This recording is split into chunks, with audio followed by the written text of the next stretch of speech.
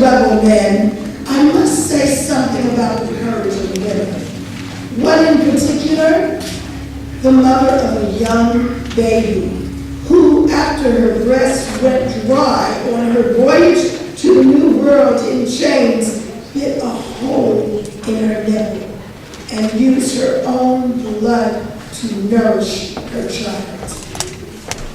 But now let us hear from a couple of other more well-known black men of courage, two men that I have called back from their graves so that you may have an opportunity to meet them and question them about their activities. The first is Nat Turner.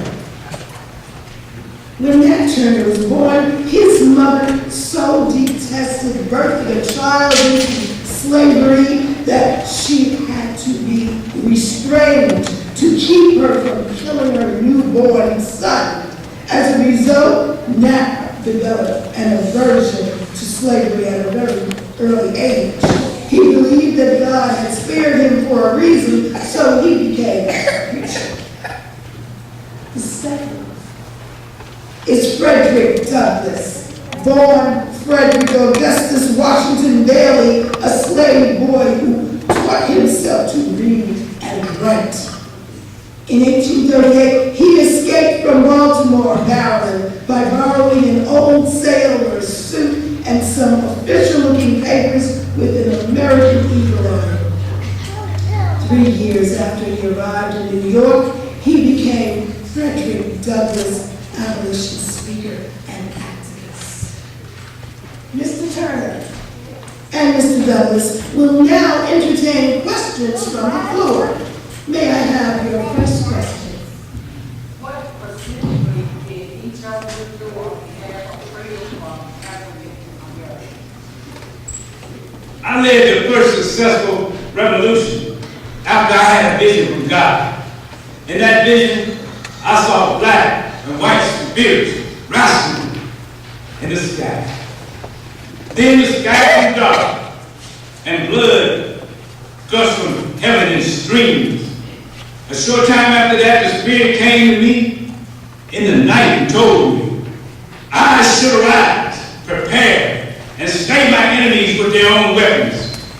So I got me 4 disciples and 3 others. On Sunday, August 21st, 1831, we met at Cabin Pond about 10 p.m. that night. We started at my own master's house, killed everyone there, including the baby. Then we marched toward Jerusalem, Virginia, killing and freeing slaves. We did not rest that night. 24 hours later, there were 57 dead, and my army of 7 had grown to 7. That's what I did. Well, I fought for freedom with words. I spoke at rallies. Abolitionist leaders from the cornfields to the townhouses in both this country and in England. Anywhere, people would listen. Using my ability to awaken the consciousness of a nation going away. And when the time was right, I pleaded our cause before the courts and the president of these United States. Next question. Would you each critique the effectiveness of the other's methods? Mr. Douglas, if I may use the term loosely, this method is the way of a cop. All his talking was nothing but a freaky sideshow. An exhibition for his good white folks. All come just to see the nigger man what could talk like one of them. Oh, Corrine, come see the live nigger slave man what can talk like one of us. Ain't he cute? Words ain't never earned freedom for nobody. I done seen a heap of people, a heap of time, on their knees praying and begging for their freedom. And all they ever got them was 10 more strokes of the whip. It's blood that gets you free. I, of course, do not agree with Mr. Turner's methods. The man is insane. What person in his right mind would start a war with 7 men, 1 hatchet, and 1 broadaxe? He was doomed from the start. His method did more damage than good. What glory can be gained from killing women, children, and infants in the cribs? Mr. Turner was, and he still is, lunatic. Otherwise, he would have considered the outcome of his irrational behavior and not endangered the lives of so many of his countrymen. Next question.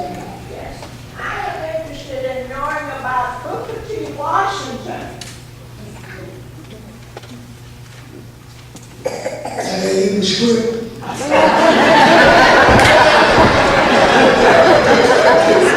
Next question.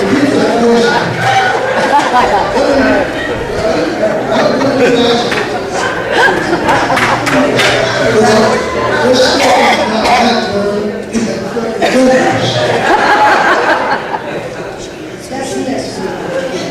Question number Mr. Turner, why did you start a war with only 7 men? That was all out of trust. I could not afford to take chances like Bessie, Gabriel, and Samuel. They were all betrayed by their own kind. I started with 7, but by diamond, I had more than 70. Didn't I tell you he was mad? 70 people all fighting a war against guns with sticks and axes. How stupid. Boy, you get on my nerves. Next question. Mr. Douglas, I was wondering, can you tell me how that Turner is in the life of other slaves? Of course I would. Because once his rebellion was crushed, the slave owners in retribution lynched, shot, whipped, and killed thousands of innocent people. Some were shot for praying too loud. Believe me, the price he paid in your blood for so little gain was just too costly. The price of freedom had always been high, and it must be paid with blood. I just made sure that a few white folks donated some of theirs to the cause. House niggas like Mr. Douglas, all dressed up in Confederate clothes, don't know the meaning of the words valor and courage. They've been sniffing up behind white folks, but screwed up. So says Mr. Turner. But everyone here knows that the word is more powerful than the sword. My life is in danger every time I step before the podium. Several times there were riots. Several times I was almost lynched. But I never once dug a hole in the ground to hide in when things got too rough. Hey, Mr. Turner did. And he stayed there for 2 days. Watch your mouth, boy!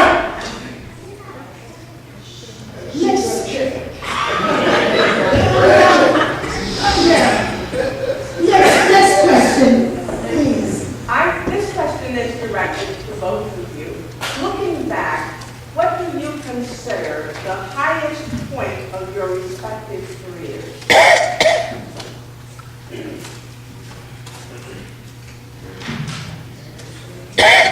For me, it when I realized how much fear I had put in the hearts of those whites.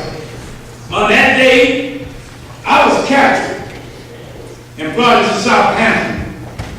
A rider in the head shouting, "Next time!" The people thought he said, "Next coming!" And the whole town took off to the swamps. One old man, he couldn't run. He kneeled over and died from heart failure. Yeah, that was my high point. Ain't nothing like seeing a white man run from a nigger. Nothing in the world. When I look back, 3 things come to mind. First was the day I published my first periodical called The North Star in 1847. The speech I made when I told the white folks what I thought about their 4th of July celebration. And third, and last, was the day the first shot was fired at Fort Sumter, Maryland, the Carolinas, to start the Civil War. Next question. Mr. Douglas, Now, let me correct that. I never said that I was against war. I said I was opposed to fools like Mr. Turner. Fools who start wars without adequate preparation for equipment, and fools who waste their lives needlessly without a chance of success. Look, you overdressed half-white clown. I'm tired of you calling me a fool. Say it once more again and I'm gonna wrap this stick. Oh, you niggerhead.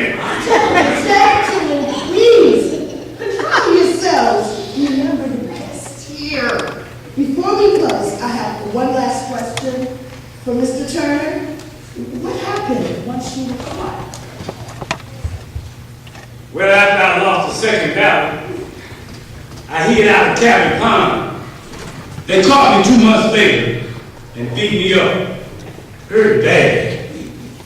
Then they took me to Jerusalem, made a big parade out of me. Then they took me to the courthouse, y'all. Old Judge Jeremiah Cobb asked me how I'm going to plead. I told him, not guilty, of course, because I didn't feel guilty. They made him heat mad, and his face turned red. So he got up and they hanged me and said they're gonna hang me, and they did. I never forgot that day. People come from miles around, shot, streets and shots fired, and build church women singing their church songs. Little children laughing and throwing rocks at me. I just looked at them all, smiled, and told them, go to hell! They hung me up at midday on the 11th of November. I told them that the day that they hanged me, the sky was going to grow dark and rain. And it happened just as I said it would. Sure did. Well, now, there you have it. 2 men who fought for freedom, each in his own way. Who was the most effective? Well, we each have our own opinions. I suggest that one was no more effective than the other. That one could not have succeeded without the other. While our theme today is rebellious men, we're not advocating war or violence. We are, however, promoting self-esteem in our noble and humble history. And we are promoting self-help and the courage to actively pursue our total dream and the goal to express our dissatisfaction with anything less. We are also advocates of excellence in our daily lives, at work, at play, in the schools, and most of all, in our homes and communities. And now, we must bid these 2 gentlemen adieu.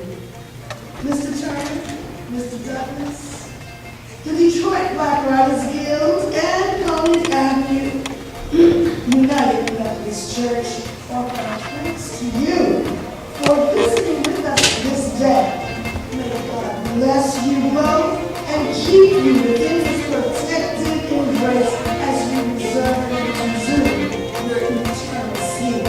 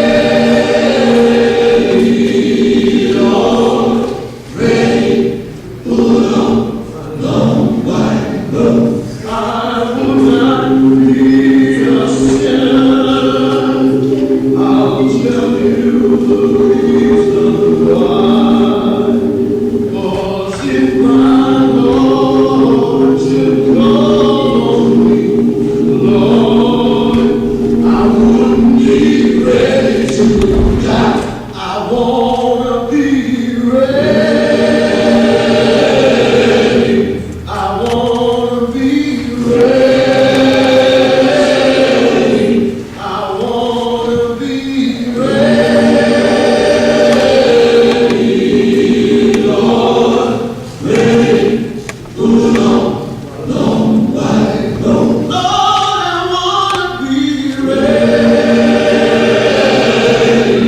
I wanna be ready.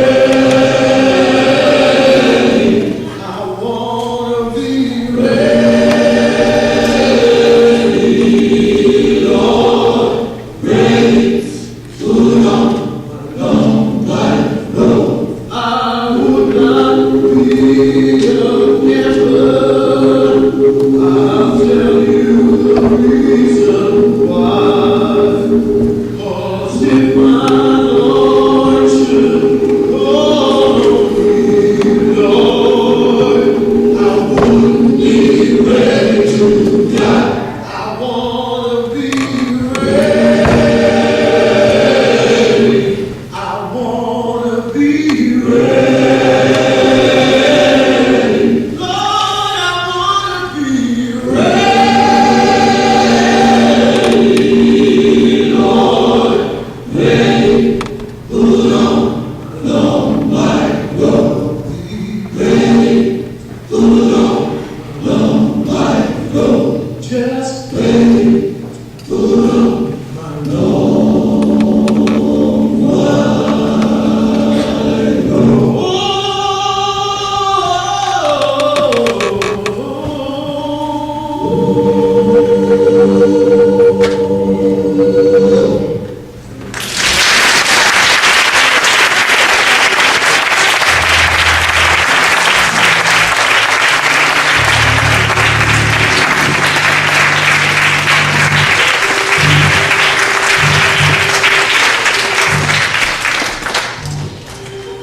Adults, Cabernet, you want to come to your daughter's name?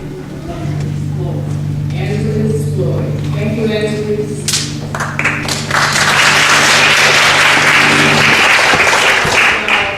wanted to tell everybody, I'm the president of the Detroit Writers Convention. We are having a wonderful program at the Carr Center we're having a program at the Carr Center on February the 18th at 1 o'clock, and I'm sure you all want to be there. We're inviting you all. We're going to have dance music.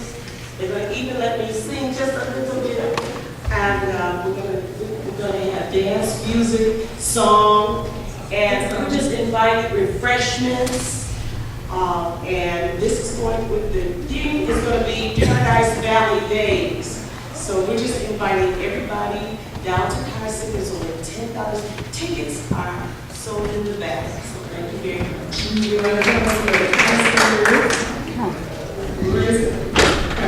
Carr Center is located downtown on Grand River. It's on Grand River Street, Harmony Park, downtown. It is near the Ford, you know where Ford Stadium is, but it's down on Grand River, Harmony Park area.